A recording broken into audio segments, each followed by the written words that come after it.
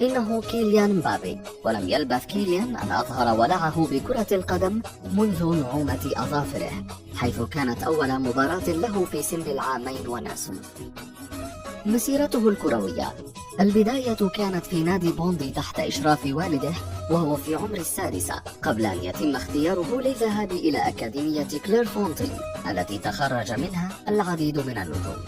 وهناك قدم أداء مثيرا للإعجاب جعله محط أنظار كبار الفرق الأوروبية، لكنه قرر الاستمرار في فرنسا والانضمام لموناكو عام 2013، حيث بدأ في الظهور مع فريق الشباب. وفي 2 ديسمبر عام 2015 لعب أول مباراة له مع الفريق الأول ضد كين في الدوري الفرنسي بعد دخوله بديلا لكوينتراو، وأصبح بذلك أصغر لاعب يلعب لموناكو في تاريخه بعمر 16 عام و347 يوم.